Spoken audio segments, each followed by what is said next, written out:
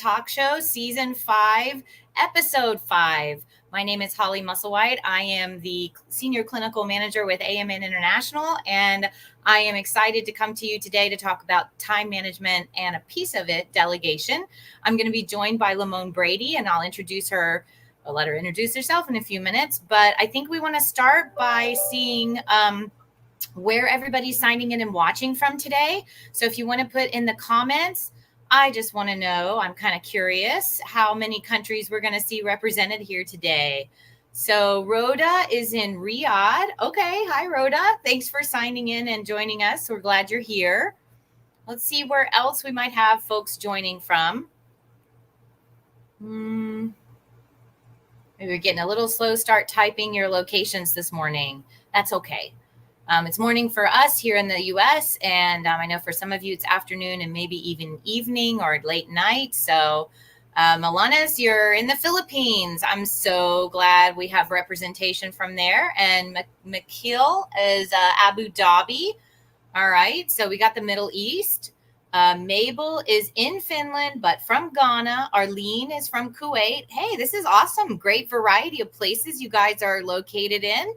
I love knowing that this type of audience is coming from such a diverse location and set of cultures. And you're going to be learning about a culture that's maybe a little bit different from yours, but at the same time, the United States is known as a melting pot for a reason.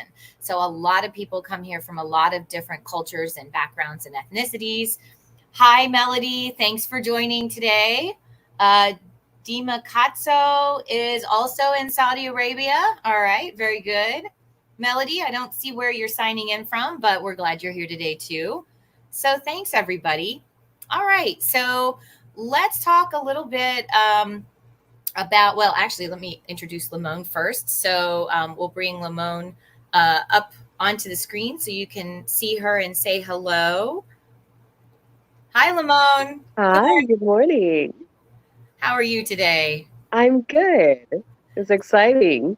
Yeah, this is the first show we've had you in, but I'm hoping that it will not be the last. And it's taken us a little bit of time to kind of get this all arranged. But we're very excited. So, Lamone, what I'd like you to do is go ahead and introduce yourself to the group that's watching today, and kind of just tell them what you're doing right now. And then a little later, we'll delve into kind of how you came to come to the U.S. and have your career here. Of course. Hi, good morning, everybody. Welcome. This is an exciting show. As you hear, Holly has great things planned for us today. So, my name is Lamone Brady Russell. I am a published nurse author, and at present, I am a night education resource specialist in one of the major hospitals in the Houston, Texas area. Awesome. So, you're enjoying quite a bit of a heat wave down there, I hear. Enjoying, that's the word. Yeah. Yeah. Well, I moved from Florida to Tennessee a couple of years ago, and I thought I got away from hot weather. No. Not true. So right now in the U.S., there's a lot of heat and humidity and dryness. So I'm hoping some rain comes along. So, Lamone, we're also joined by, it looks like Landing is saying hello, and Matthias from Papua New Guinea, and Eileen from Abu Dhabi. So it's like Fantastic. we are a melting pot on the show. We have a lot of people from all different walks of life and places here. So yeah, that's pretty exciting. So I think, Lamone, before we delve too much into time management and delegation, maybe it would be helpful for you to share a little bit about how you came to arrive in the United States and some of your early experience. Many of the nurses we're going to talk to today, or nurses who watch in the future, are actually still in the process. So they may be affected by retrogression at the moment, or they may have just slid under that date cutoff, and they're actually preparing to come any minute. So they like hearing, I think, about how it was for you to come in those early days so that they can prepare. Right. So my journey here started, I want to say, about 12 years ago. And so I was living in Jamaica at the time. I was a critical care nurse, and I'd gotten experience in PD, med surg, obstetrics. And so I wanted to move forward with my career. And I thought, well, let's go to the US. So we did that, moved here in about 2012, my husband and I, and we started an ICU, a 16-bed ICU.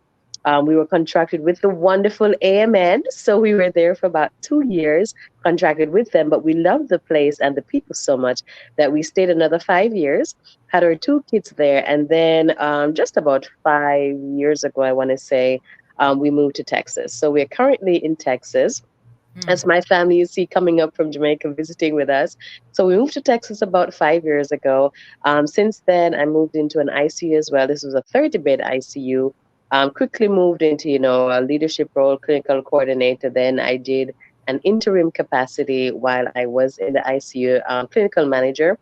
And then fast forward, I advocated for a night educator role, highlighting that the populace, there is half your populace at night in the hospital who need educational issues and have gaps that they need to close. And so that role was created for me. It is an inaugural role. And so I've been enjoying that. My night people love me. I love my night people. And I've been very honored to have a few accolades over the last couple of years that has recognized my work in various capacities with various facilities. Um, while I was waiting to come here, I was hit with retrogression. So I know how frustrating that can be. And so our waiting time was protracted a little bit. But just coming into the system, there were definitely some hiccups, but there were also some great opportunities. And I think, once you have the mindset, once you're ready to buckle down, work hard, adjust yourself, be open to learning new things, and making your integrity, your hard work speak for itself. I think there's a lot of opportunity for growth here. Absolutely. And it sounds like you've grown like professionally and personally, and sort of taken all those opportunities and made the most of them. And sometimes, I mean, with this new role, you've almost like created the opportunity and made the most of it. So that's really neat. And I think that speaks to what nursing is often about here in the States, which is that we want more autonomy and we don't mind the responsibility, but sometimes we have to think outside of the box Right. because we know really what the problems are on the ground. Correct. And so if we can get folks in leadership levels to listen to us and we can Yes. present a good argument for that, the sky can be the limit. So Absolutely. that's Absolutely. really awesome. Um, Absolutely. I'm going to check the comments out for just a second here. So I see Mercy is joining from Kenya. Hi, Mercy. And Mara, I'm sorry, I'm going to say this wrong. I'm going to try. So Matarasita, hopefully I got it, is in Doha. And Sarga is saying, hi, if I cleared my NCLEX, how fast would I get a job from India? Okay. So I'll answer that really quickly. That it seems like with nurses from India, it would depend on whether you had a visa previously filed. And so having the NCLEX is the very beginning step for all nurses to come to the US. Like you Mhm. have to pass the NCLEX. But on top of that, you have to look at the visa dates that are for your country or if you're part of the rest of the world. And so you may be able to apply for positions. However, because of the current dates for the priority dates for Indian nationals, you may find it difficult to move forward quickly if you're able to find someone who will offer you a position because it's going to be a long, long time for you to get here. So there are opportunities. You do want to keep an eye out. Um, but that is a little bit more of a challenging situation when the dates are still so far retrogressed for your country of birth. And so the goal is keep working on those pre-requirements like doing the NCLEX and keeping your skills up. And we do find, I'll say, a lot of nurses from India who may decide to develop some of their clinical skills by working in other countries during the interim steps as well. So they may go to the UK or the Middle East, are some of those countries which are a little more in line with the technology and processes that you might find here in the US. And so it makes that gap a little less challenging and something you can do while you're waiting. All right. Lamone, let's talk about. So you said you live in Texas right now, and I know a lot of people are like, "Ooh, Texas, that's on my list of places." But where did you start? So tell us where you began. You said it was a 16-bed ER, I think. Or sorry, ICU. Yes. So I was in Arizona. So we moved straight from Jamaica to Arizona. A Mm, very different climate. Didn't expect that. But yeah, so we started in Arizona when we just came up. All right. And so a lot of people aren't familiar with Arizona, but you mentioned a very different climate. So it's very hot. And it's Mhm. a lot of people will tell you it's a different heat from what like an island hot is like. Correct. The air is very dry. You have to really hydrate well. Right. Um, and actually, I don't know about Arizona. I know New Mexico, there's some elevations that are really high. Oh, So you have yes. to, Yeah. kind of Mhm. compensate with some hydration strategies for that too. Yeah. And so you're facing a different climate. You're also, with a new team. So how did you find that initial experience? Because you obviously stayed much longer than the contract period and the commitment that you had. So that speaks to the fact that you sort of felt like you fit in eventually. But how was it initially? Initially, the director that hired me was very open, very welcoming, very warm. And when I went there, the climate was pretty much the same. Thankfully, we went and there were some OGP people. So, needless to say, by the time we left, there was an OGP posse, an AMN posse. And so it was nice to have people from different countries with whom you could relate, having that immigrant experience like, oh, you're from Qatar, you're from Philippines, oh, I'm from Jamaica, oh, you're from Ghana, so we had that in common and we really supported each other. But for the clinical team that was there, they were really open to having people of various backgrounds to bring our expertise and to hear what we had to say, to have that different clinical perspective from an international view. And so we used to, get together, form committees, give them ideas of, oh, in my country we use this, or in my country we use this. And we had a great team in that they would incorporate what we thought about or the experiences that we'd had to try and better their own. Now, Mm-hmm. I will say, there's a way to do that. So if you come in thinking, oh no, this is nothing like we have in Ghana, or oh no, this is not how we do it in Dubai, I can tell you right away, people will take offense to that. So Mm-hmm. being open, I think just coming in, being observant, seeing how things are done, seeing those opportunities for, oh, maybe we could do that better. Waiting for that opportunity to give you 2 cents, I call it, and really working together as a team because at the end of the day, we're all there for patient safety. We want our patients to get better and go home. But if you come, trying to run the show, trying to compare, trying to show people, where their glaring holes are, I can bet you will have resistance. And unfortunately, a few of our nurses had that. And so for their orientation period, it was particularly challenging and they didn't even finish the contract. So I just want to caution you coming in, being observant, being a team player, being credible, doing your work in a way that invokes integrity, invokes your clinical skills, speaks about how you present yourself as a professional, really goes a long way because people then take you seriously like, oh, I saw Lamone do this differently. Why is that? So that inquiry, that curiosity, always wanting to do better, to build the team, to work together, accomplishing things in a way that we are doing it together. This is a team approach, I think was really helpful for me personally. Mm-hmm.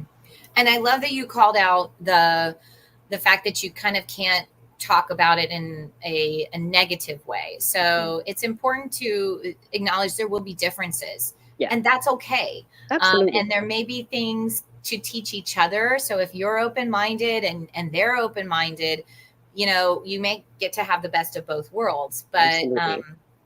it is very hard for nurses who um, feel that things are maybe so different that they're wrong. And so that's where that inquiring mind needs to come in and not assume too many things, Hmm. and be fair, Yes, and hopefully then absolutely. be embraced by the team. It sounds like you had a very positive experience with them Yeah. listening, and Hmm. that's unfortunately that's not always the case, but I think a lot of facilities these days realize the great contributions that nurses from all over the globe bring, and Hmm. they're trying to ensure that the frontline team members have an awareness of that. Yes, That's absolutely. awesome. Yeah. Yeah. And like I said, I think one of the key things is how you are presenting yourself. If you're coming in with, oh, no, in Dubai, we don't even do that, or, in Ghana, oh, in Jamaica. oh no, this is a no-go. It really sets people up on edge, if you know what I mean. And like I said, you're just being open, being like, oh, this is not how we do it, but I would like to know how to do that. Or, this is one thing that we tried, da da da da da, and this is what happened with us. I wonder if we could try that here. So phrasing things in that way to encourage discussion, I Mhm. find has really worked well for me. But you want to make sure that you are doing that um, just in that way because, like I said, people can take it the wrong way. Absolutely. Yeah. And it's easy for some, some people are more sensitive than Right. others. So being Absolutely. thoughtful Yes. with all of those personalities. Yes. And it's cultural too. Sometimes, Yeah. I'm surprised at the differences just in what people interpret from how close you stand to them or how far Hmm. away you stand from them, Right. or whether, that those subtle body language cues are mistaken as, you're negative or Correct. you're closed off and you're like, well, I'm cold. That's why my arms are closed. So, Exactly.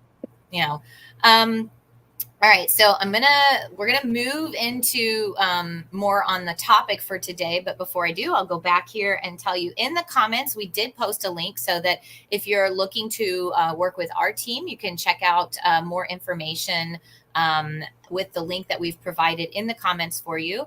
Aaliyah is joining from Trinidad. I Oh, think it's been a while nice. since I've seen someone from Trinidad, so that's awesome. And Regine is also joining us from the Philippines. So thank you both for joining us today. Okay. And now we have one that I definitely am going to struggle to pronounce from Fiji. So Naibuka, I hope I said that right, is joining from Fiji. And you may have to message me later and tell me exactly how to say it, like phonetically, but I do try. I try just like, anywhere I go, if there's a different language, I probably slaughter it, but I try. So, so let's talk a little bit about the time management and delegation topic. So Hmm. it's really a big part of nursing practice here in the US. And we talk Hmm. about things like practicing at the top of your scope, meaning, as a nurse, there may be people that you can work with in the team who have similar scope overlap, but Right. nurses often have the highest scope when it comes to those things. And so we want a nurse to practice at the highest part of their scope. And those things that maybe other folks have within their scope, other disciplines, we want them to practice at the top of theirs. So that's one way to think of, how we work is practicing sort of, and I like to call it at the top of our game. So, Right. we want to do the things that are most specific to our training and our role. That doesn't mean that there aren't times where we're going to do things that maybe someone without a college degree is going to do, and there's Right. nothing wrong with that. Correct. But it is a beautiful thing when you have a team that's very cohesive, that are all practicing at the top of Yes. their scope. So before you came to the US, had you heard about anything related to time management and delegation that you were thinking, okay, I'm going to sort of prepare for this? Or did you do any training modules or anything like that? So I heard about all the different interdepartmental roles, and I was very excited because I Hmm. was like, I'm so sorry. I'm gonna have a respiratory therapist who does my ABGs and extubates my patients and changes my vent settings. I don't have to do that. I was very excited. So I went ahead and I read up on, the case manager role and PTOT. Oh, and what does a speech therapist do? They are going to do my swallow evaluation. I don't have to do that. So I was very excited. So I wanted to get familiar with their scope, what those roles and entailed, and how does that work all together in an interdepartmental field. So I went ahead and I got familiar with that.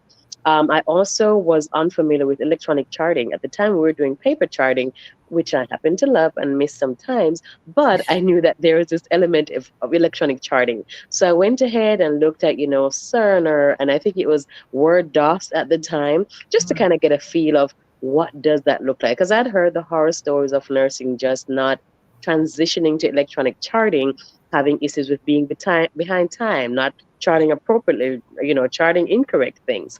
And so I wanted to get familiar to kind of see as best as I could what that world would look like. Of course, it's very different when you really meld into it. But I feel just, having that exposure, having to do that back work, I want to say, looking into those things before coming kind of set me up to be like, oh, this is what an RT does in the flesh. Oh, the speech. Oh, it's only one speech pathologist for the whole hospital. Okay. So, those kind of things. So that way I was prepared to see all these different people interact and intersect to make the patient safe. Mhm. And I love that you actually were thinking about that ahead and sort of looking for information. And I think that's what is expected of most nurses as learners. So Mhm. it may be a little different for some people's experience. They expect that they'll be trained and they'll be taught and they'll be told, and that's a beautiful thing if it happens. But there's so much information, there's so much to learn that you have to go back to that inquiring mind, ask the questions, get the clarity, say, tell me what you do and how you do it, and see Exactly. what they say. um, but if you don't, if you keep quiet, unfortunately that really slows that transition. And Hmm. it also is not what we expect of nurses as learners. We Right. expect that eager sort of seeking out of information, and so when it's not seen, the team actually can get concerned that maybe there's something wrong. Correct. And so the more you show that to the new team around you, that you're Yes. eager to learn and understand and ask questions of that team member and try to understand exactly from their perspective, Hmm. it's more likely that they will embrace you as a colleague Absolutely. instead of, kind of waiting to see what's going to Yes. happen. Mhm. Absolutely. And you're setting yourself up for success because Right. they see that you're engaged, that you want to learn, and that you're teachable. They want to teach you. And even the most hardened nurse or the hardened respiratory tech will be like, okay, Holly, let me just show you. Because you have that interest, you have that warm personality, you've done your homework. Oh, so this is the new Puritan Bennett. I saw that so and so and so and so and so. Can you just show me how you silence da da da da da? So they're like, oh, okay. It's like you want to learn, and that really, I'm telling you, it warms anybody to you when you have that attitude. It absolutely does. That is probably, that type of communication and whatnot can solve a host of other challenges. Yes, So, it really does. It really so does. that's one of our tips for today, peeps. Make sure that you're asking questions. I do have folks who will say, well, I'm shy or I don't want to make a mistake. And actually, that's what you do to not make a mistake is you seek that Correct. out and you speak up and you ask, Correct. and you look for information. Absolutely. And I always say whether you're shy, bold, or anything in between, always have a notebook. Make those little notes. Like if I'm going in tomorrow and oh they're gonna teach me about CRRT, oh we have a CRRT patient tomorrow. I am writing things down. I am Mhm. reading it up tonight. Like what are my different modes? What is CRRT? So I'm making a little note so when I go tomorrow and I see the practical aspect of it, I can now add to the theoretical base that I created last night. And so it's much easier for me versus going, okay, they're going to teach me CRT tomorrow. I don't even know what that is, but I'm just going to go learn. When you come Absolutely. to tomorrow, let's say you have a crappy preceptor who is this is their second time with CRT, you're setting yourself up for failure. You are behind the eighth ball because you don't know what it is, you don't have a theoretical base, and now they're trying to show you both the practical and also have to now teach you the theory, and they're like, oh my gosh, she is the worst. So you're already setting yourself up for failure inadvertently. And this is the world, right? So we want you guys to be successful. And these are the tips that we're giving you because we've been there and done that. Mhm. And now, well, I think we're going to talk about it later, but we'll also talk about it from the preceptor's perspective for sure. Hmm. So, Eros, I see, is just arrived in Virginia on May 28th. Welcome to the US, and you Awesome. are in orientation and you're still watching. So, hopefully, these tips and tricks are helping you today too. But we love being able to provide practical advice for people to make use of. And so you can also pop some questions in the comments if you have something, and we'll try to get to it. Rhoda's commenting coordination with interdisciplinary teams to achieve a plan of care. Be a team player. That's, Hmm. yeah. extremely important. It's not just Absolutely. about receiving help, it's also being helpful and Yes. being open to new things. Oh, Yes. yes. All right. Good comment, Rhoda. Okay. So let's see. What about delegation specifically do you recall surprising you when you started seeing it in action here? Was it different from what you expected or kind of similar? Yes, it was in some cases. Like I said, I was very excited. I was gonna get my whole RT to like do all my extubations and change my vent settings and do ABGs. Yeah. And I came to find out that based on where you work, they may only have two RTs for the facility. And Mm, so you are it again. And I was like, oh, but it's okay. Or you may have some people are like, you're like, hey, PCT or PCA, can you help me with blah blah blah blah blah? Or can you go get that patient? Da, da, da. And they're like, she's Jamaican. I'm not taking orders from her. You do have that. And I want you to be prepared for it. But again, your credibility, your integrity, your work, how you carry yourself professionally, be a mhm, neighbor, using a neighbor. When you set yourself for success that way, people understand that, oh, this is a professional who wants to be a team player, who knows what she's about, who knows what she's doing, and she wants to help us care for her patients. So, in terms of a little bit of pushback because of that cultural element, mhm, so expect that. But like I said, you can work through it and you can establish yourself as a professional who is knowledgeable and caring and a team player.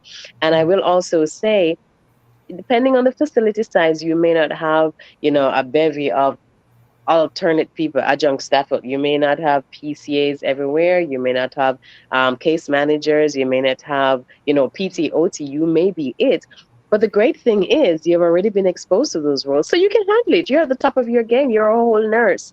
But again, that's just the thing. So you may have PT and you're like, hey, this patient needs so and so and so. And they're like, oh, I can't get to it yet. Why don't you guys do it?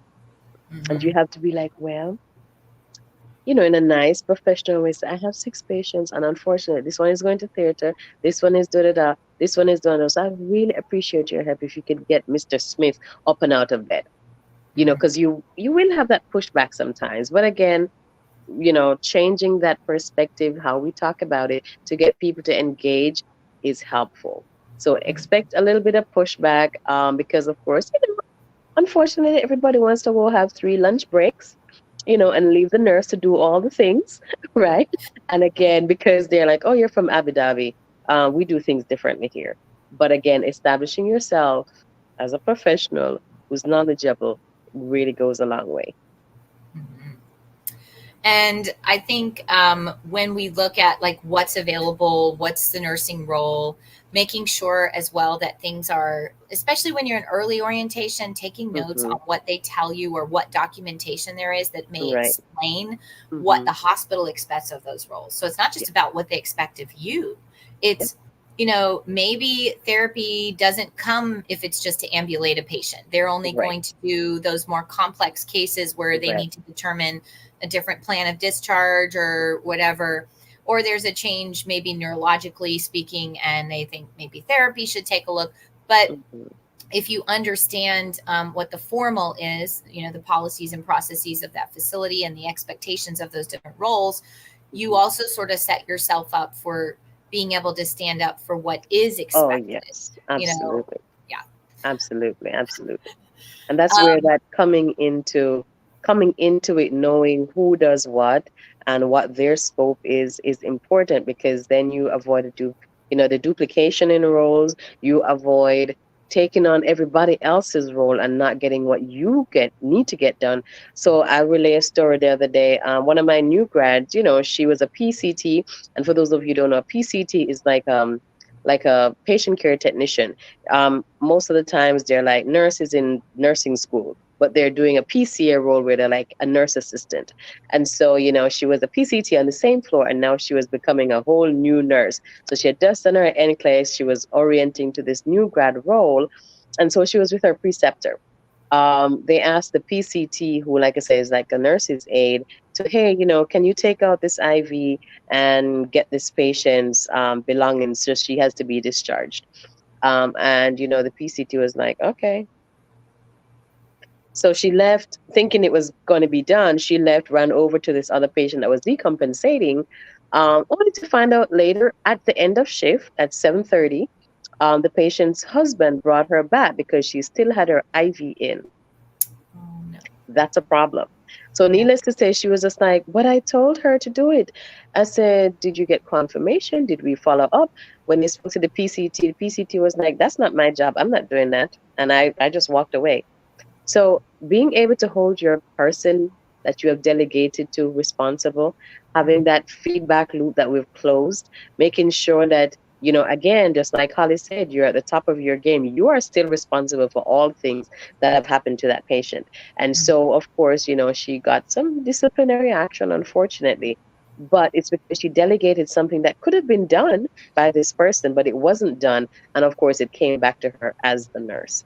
So Mhm. just being aware of when you delegate something, you also need to follow through, be clear about it, and close that communication loop is so important when you're delegating. Absolutely. And actually, this is a perfect time to talk about the 5 rights of delegation. So, person, are you sending this expectation, this task, whatever it is, to the right person? And when we say Mm, right person, we're really talking about right scope, right, both legally and in terms of their ability. So if right. you assume that legally this nurse aide or nurse tech should be able to remove an IV, it's okay. They've been trained. If policy is fine. It's okay legally, but they've never done it before, and they tell you that. Hopefully, they tell you. Then giving it to them and going, you know how to do it anyway. You're responsible for what Correct. happened because Mm-hmm. you delegated the task. So right person, it's the right scope legally, and it's the right scope for them personally. They Absolutely. know how to do it. And if you see that look, what is the look that goes, I'm not sure, use common sense and say, if it looks like maybe they're uncomfortable, because you also get people who are like, okay, True. and you're like, maybe not. Okay, let's talk about this first before I send you off to go do what I think you should Right. do. So there's Exactly. and then you mentioned it earlier too, communication. So we're talking about what specifically do you need Hmm. them to do? And Yes. do you have any time limits on it? Maybe it needs to be done within the next 30 minutes. Maybe it can be done within 3 hours. But Hmm. giving that person that detail helps them to also remember they have to prioritize too. They don't just Correct. have whatever you're telling them to do at the moment, they will have additional responsibilities. They've got to file that into the right order of other tasks they need to do. Hmm. If you need them to come back to you and tell you, I did this, and the patient had no complications, no bleeding, there's a dressing applied, whatever it is, you need to express that I need you to come back when you're finished and find me and tell me what happened, or call me on uh, my work phone that I've been issued for that shift and tell me, what was Hmm. the outcome? Is the patient okay? Whatever it is. The other thing is there appropriate supervision? Hmm. So if to the point of being responsible, if you delegate something and you're not really paying attention, it could come back to be a problem for the patient and ultimately for you. Oh, yes. Yeah. Circumstance. So the right circumstance, sometimes it's yes, this person can do this, but if you're dealing with a critical patient as a nurse, as Lamone gave the example for, you have to go and do what is only something you can do. Hmm. Okay. So in that circumstance, it may be the right thing to delegate that task to another. Now, if you're the one who maybe has a little less craziness going on at that moment, but because it's usually someone else who does it, think about that circumstance. Is this the right thing to give to this person at this time? And, maybe there's some, I've had patients where I won't delegate the task because they don't really seem to like my colleague for whatever reason, and they're tolerating me. So I'm going to go in and do it and get it done because otherwise I get to hear the complaints later on. Yes. So maybe I just decide for this circumstance, it's best that I handle it. Take one for the team. Mm-hmm. Absolutely. And know that there are going to be times when they are going to take one for the team as well. Absolutely. And and that's okay. Hmm. So Hmm. let's see. We talked about, oh, I missed number 1, the right task. So the right task from the very beginning to the right person with the right communication, with the right supervision. Some people will also say with the right evaluation. So sort of circling back, and then Mhm. in the right circumstances. And we often, if you miss just one of those five, things can go really wrong. Oh yeah, So, definitely, mhm. definitely. I All right. completely agree. Oh, yeah. And we've talked a little bit about delegation. So that's a piece of time management. We as nurses are going to have a ton of responsibilities. But are there any tips that you would maybe say newly arrived nurses need to think about integrating that will help them with time management? Like I said before, please have a notebook. A notebook will save your life. I tell my new grads the same thing. You have something that you can refer back to when you are on your own in the sea sailing by yourself. When you make those little notes, you can always go back to that. Mm-hmm. I always say too, try and bulk your tasks together. So I like going into my room, talking to my patient. I have my mobile wow or my mobile computer, and I'm talking to Miss Smith, about how she's doing. Oh, and she needs to go to the bathroom. We've gotten her to the bathroom, but I'm charting. Is she a one assist? Did she pee right now? How did her lines look? I'm doing a mini assessment, and I'm charting it while I'm doing that. I put her vital signs in. So by the time I'm done in the room, I've already got her vitals in. I've done her up and out. I've checked all her P's, make sure she has potty, pain, all those things. So that's helping me to already chart, because I promise you that is one of the biggest challenges with new nurses here and with nurses coming in as well. The charting system can be overwhelming if you haven't used an electronic chart before. If it's a different version of what you're used to, it can be overwhelming. So finding those little pockets of time to chart is so important. Having a notebook, like I said, write everything down. I'd rather you write everything that's obviously not everything, but the key things that you can refer back to. Mm-hmm. Um, Also, being able to delegate, it is a big challenge as well, especially for new grads. So if you're a new nurse, if you are coming in and you haven't had that support system in terms of a multidisciplinary team, your nurses aid, please use them. They are happy to help. So if you have a patient who needs to go potty, who is a fall risk, have your nurses aid go in there while you go to start the blood on this patient. So you will always have competing priorities, but delegation really helps you to get that time management down, get what you need to get done, get things done by the end of your shift. I also say to, let's say, come in early. I like to say come in early, look at your chart early, make a plan for the night. So if I have meds, I do a 9 o'clock, I have Zantac. 11 o'clock, I have to give them ibuprofen. 1 o'clock, I have levofloxacin to give. So I like to make a med plan. So those are key things that you never want to miss. Mm-hmm. Excuse me. If you have like a post-op patient, I'll have it on my little note, 3 a.m., discontinue Foley. So having that mapped out plan really helps you, because you're not going to the room to, oh, let me go give this IV. Then you're like, oh, I forgot to pull out the Foley. You go back in again. Then you come back in 5 minutes later. Oh, here's your pain medicine.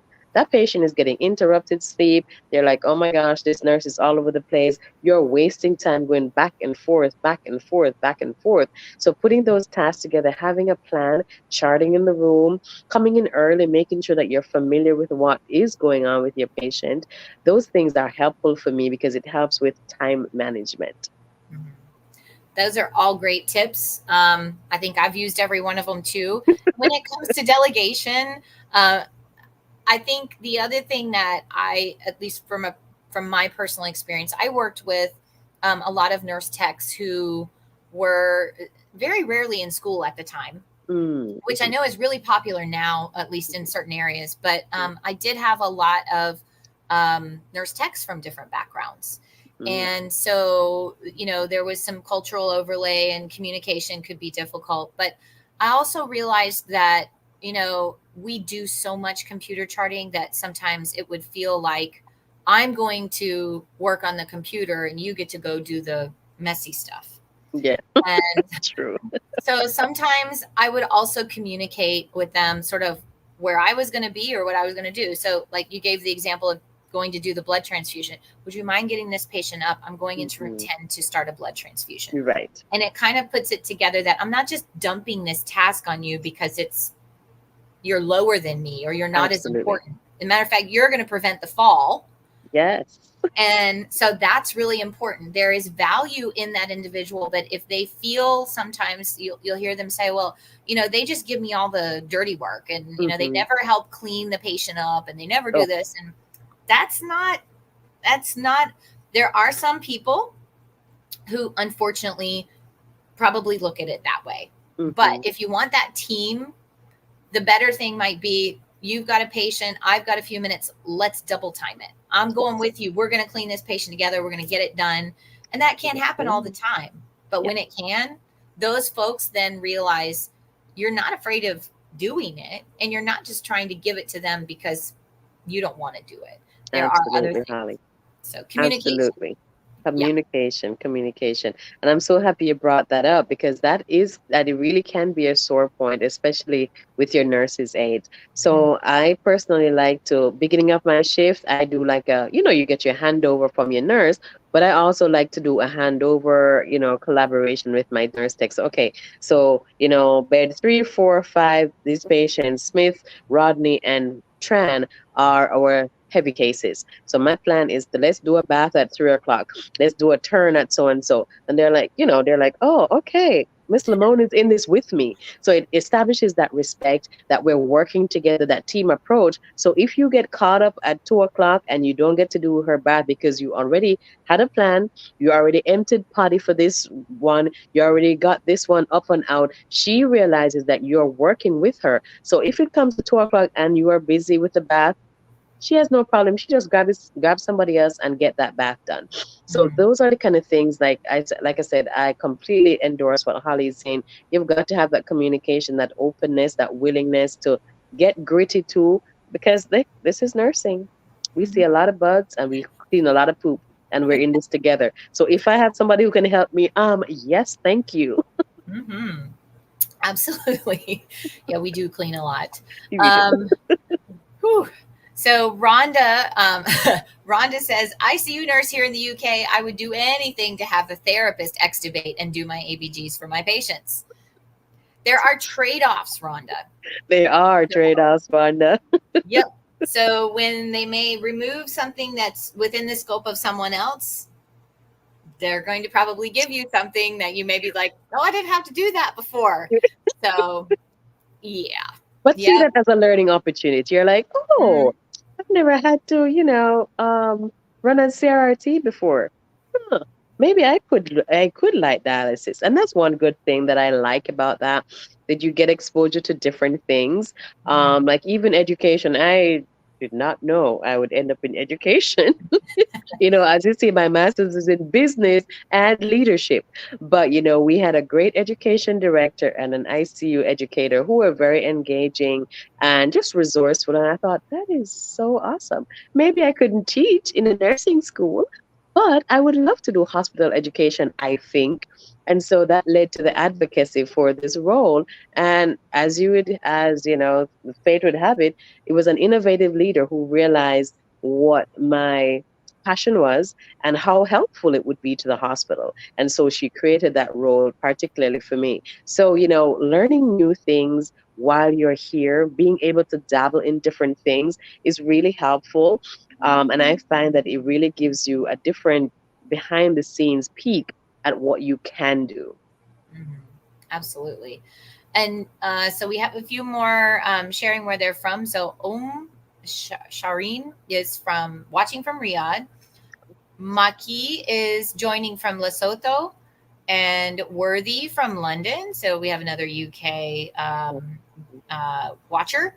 Um, Awesome. Landing from Gambia, and Franca from Nigeria, and Muno from Zimbabwe, Celine from Riyadh. We got a few from Riyadh today. That's cool. Yeah, So, and then Rhonda saying prioritization of patients based on their severity, risk, procedure, and needs. Yes. So absolutely.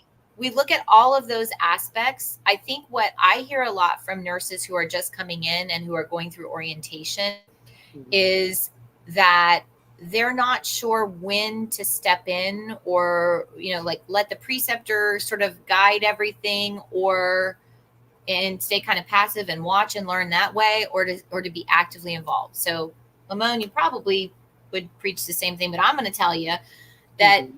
you want to be the active participant when you know Yeah. that something should go a certain way. So one Mm-hmm. of the examples I use with OR nurses is the very first day you're in the OR, you're observing a case, you know nothing about the team, you just maybe have met them, and you see someone break sterile field, and you're the only one who sees it. Do you speak up, or do you wait for the preceptor to go, hey? That's Correct.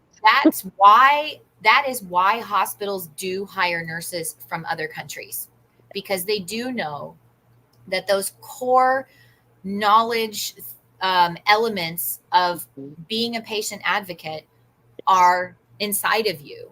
Mm-hmm. And they hope that those don't wait to come out until somebody's nudging you and saying, can you, you're Mm-hmm. supposed to be the one. They want to Oh see yeah. those things come in action. So have you seen that? Lamont, have you been a preceptor for international nurses before yourself?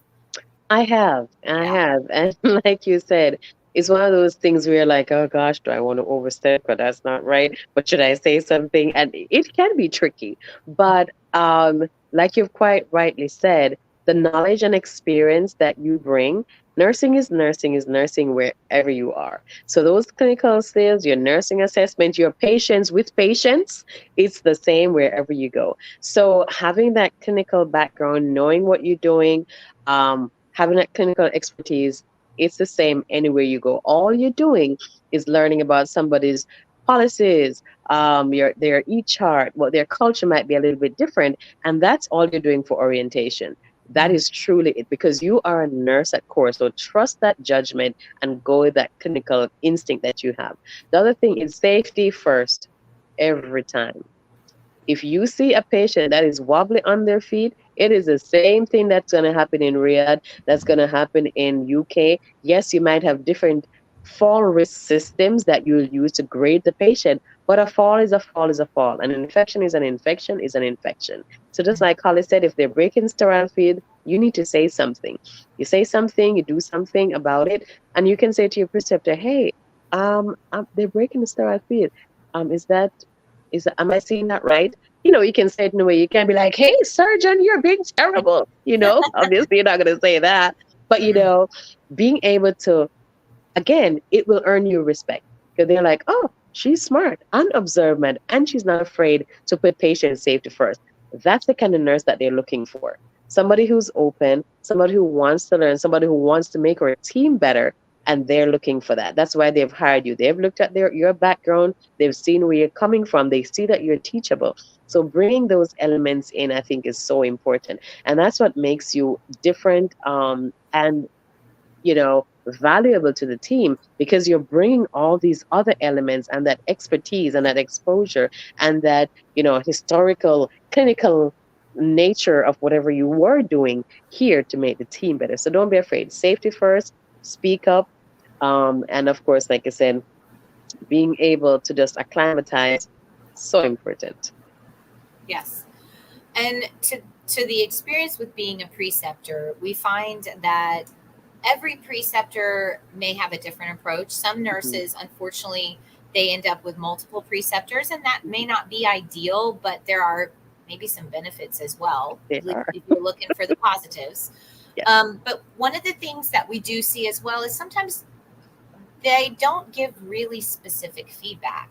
Hmm. And so the nurse may not be aware of whether they're meeting expectations or not. Hmm. And sometimes they get a little surprised if maybe they've been there a few weeks and somebody says, okay, let's discuss your progress. And instead of hearing you're doing okay, they hear, well, there's a lot of things you need to work on, and we're concerned, and you need this and you need that. So it is really important for nurses who are in the orientation process here to ask for feedback. Have you found anything that works well to kind of make that happen a little more naturally, or Hmm. any tips for the nurses?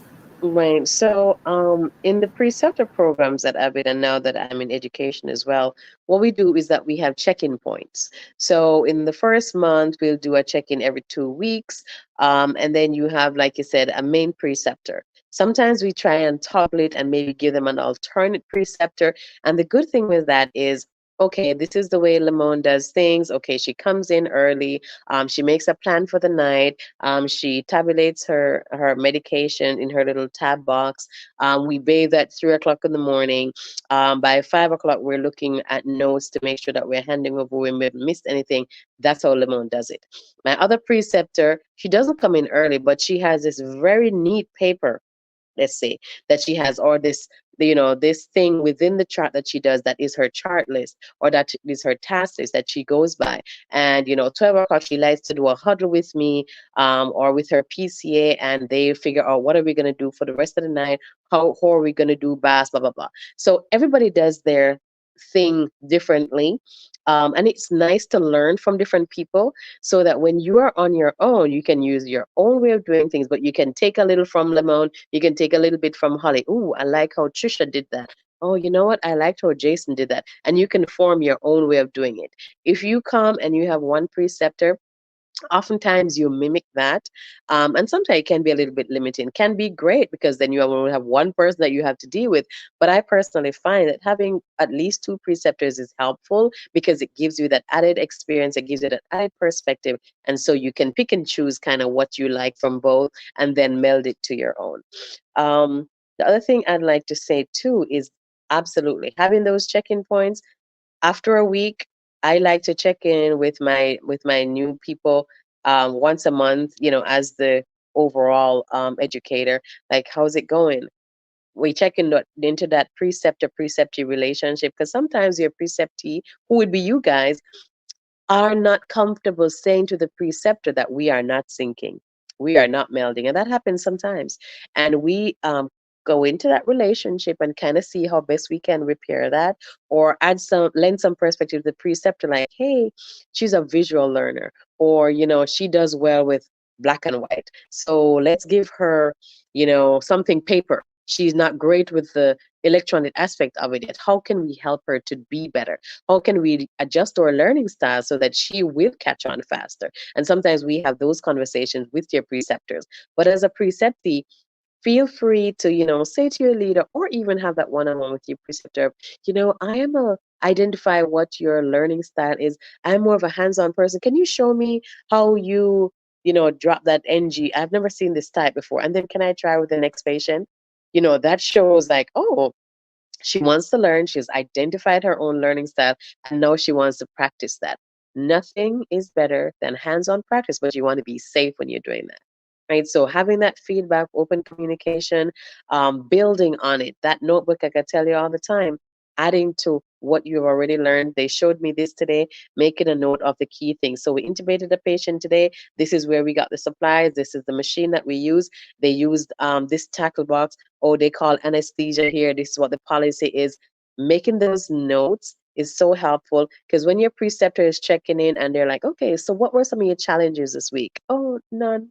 What did you learn this week? Oh, nothing. Oh my gosh, it's the worst thing. So being able to give that feedback, open communication. Oh, one of my challenges was, oh, that morning when we had the four surgeries, it was so overwhelming for me. I didn't know where the OR was. I didn't know what da da da da da. Then we can say, oh, we didn't give you a tour of the facility. Oh my gosh, I'm so sorry. Okay, let's arrange a tour, da da da da da. But if you don't tell us, we won't know. Does that make sense? So being open, saying what you need, but again in a respectful way, so we can help you be successful, is so important. If you don't have those checking points, please ask for them. I think those things are so important. The charting system, trust me, it's going to be a little bit of a headache, but again, take it slow, make notes, come in early, look at those things, ask your preceptors. I always say identify a nursing mama, so that when you are off orientation, you have that person. And it may not be your preceptor. It may be this wonderful old gray-haired lady who's been an ICU nurse for 50 years, and she's like, what do you need, honey? Let me help you. You're like, oh my God, anything I need, I'm going to her. So identifying that nurse mama afterwards is also very helpful. Yep, they are out there and ready to help, and they mean it when they offer. Oh, So yes. that's the other neat thing. If they're taking the time to say to you, "I'm Oh, happy to help you," they are looking for you to do that. The other absolutely. thing that you really look for is the day that you see that those people trust you. Mm-hmm. And they won't trust you if they don't know enough about how you're going to do in asking for help. So Yeah, they're like, "Oh, Holly never asks for help. She thinks she knows everything, and right. or she just is always over there doing whatever, and I never know if she needs help." It actually is like, of course, everybody is going to need help at some point. But if Absolutely. you're isolating, that can be a red flag to the team that something's Oh, probably definitely. wrong. So, Definitely. yeah. And Definitely. so when we think about check-ins, which many hospitals that we work with also do that. It's a matter of routine, but unfortunately, it's not everywhere, and it's not always a formal sit down. So I love when I'm talking to a leader, and they're expressing concerns, and they'll say, "Well, I've spoken to the nurse, and I ask a little more detail. Well, how did you speak with the nurse? Did you Mm-hmm. sit down in a closed office, just you and the nurse, and you had some documentation of what were some of the challenges observed, and you had some idea, or was it you stopped in the hallway and said, I need you to do, or my favorite is, I asked them how they were doing, and I'm like, or I asked them if they needed help and they said no. Well, you're in a public space. They're not going to Correct. confess everything that's a challenge. They're going to say, I should save this for a more private time. And many cultures, we don't talk about what we need out in the hallway. In the Correct. American culture, we kind of do. Get ready, because we're like, oh, I don't know how to do this, and blah, blah, blah. And, if some patient or family member sees us talking in that way in the hallway, Right. they're not surprised usually either. They're like, okay, this is how it is. So you're going Correct. to face some differences in how check ins come, how feedback is asked of you. And if they say to you, is there anything I can help you with? I love it. The manager's in the hallway, they stop for 2 seconds. Is there anything I can help you with? And you go, no, I'm great. They take you at your word. They do. They do. They believe that. Mhm. So So if use your voice. yeah, Definitely. and you can Definitely. say, I don't really want to talk about it right now, but I need some of your time in private, maybe in the next day or so. Right. Then they know there is something that you want to talk about, and they'll prioritize that usually because you're giving a signal there is something on your mind. You're just not ready to discuss, or maybe you don't have the time. Maybe for time management's sake, You it's know, not a good idea. so true. I need an hour with you, like tomorrow. True. Right. And I'll add to that too, Holly. In some of the institutions, they have what is called like a peer emotional response team. So if you're going through a bad day and it's an overwhelming day, you have like a peer responder team that you can call that team, and you can talk to another nurse who just gets what you're going through. And Mr. Smith fell and you had a bad day today and your patient came back and didn't do well. And your little old lady went on comfort care and it's just an overwhelming day, and so they can really be helpful, like giving you that emotional first aid. So you can kind of just talk through it in a safe space. It's confidential. And oftentimes they have suggestions as to how do you escalate this concern, or who can you talk to about that. There's chaplaincy if you want to use that as well. And it really helps, especially for us acclimatizing and coming to a new place, to be heard. Sometimes you don't want to go bawling to your manager sometimes, or your preceptor, but I think that having that emotional release and having somebody who's empathetic and who's listening to your challenges can really be helpful sometimes.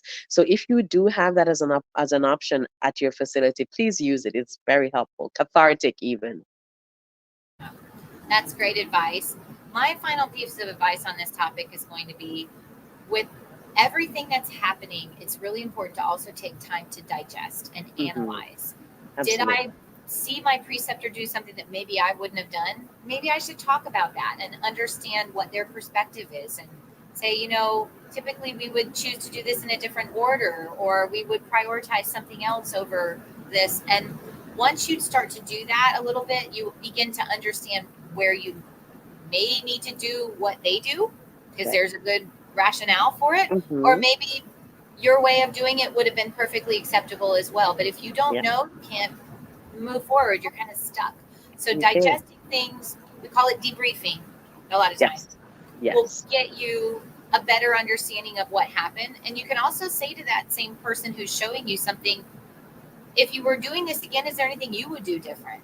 We're Mm-hmm. used to asking that of ourselves and of others in group environments. We like let Mm-hmm. it all hang out. Hey, we just ran this code. Can this be better? And sometimes people will speak up and say, I wish I had done Mm-hmm. this first, or gone here, Exactly. or called Yeah. for this, or done that. So we're very much about understanding things and analyzing things after the fact as well to learn from them. Even when things Mm-hmm. went well, they can Yes. always go better. Always go better. Yeah. Debriefing is so understated, so important. And I'd like to add to Holly, making sure that you know where to find your policies, your procedures. Like that is always a big guide for you. You cannot argue with black and white legally. So please look at those policies, find where they are ASAP. People might say, oh, yeah, the policy says blah, blah, blah, blah, blah. But the policy is what you will stand on legally. So Mm-hmm. please make sure within the first week you say, hey, where do you find your policies and procedures? How do I find those? How do we do things here? If this is the procedure that we do here, the policy will be there. How do we discontinue central lines? Policy will be there. So make sure that you absolutely know where those are from the beginning, because you need to make sure that you can stand on that legally if you're ever called into question. If your manager asks you about it, if God forbid there's a legal issue, always be able to find those. Yes, it's an amazing resource and something that you want to learn pretty much the first week that you're there. Definitely. Um, so we have quite a few other folks who commented where they're watching from. I see Mm. Suprita from the UK, Shaba Shahabuddin from Pakistan, Tenor from the Philippines is asking about applying for a nursing aid.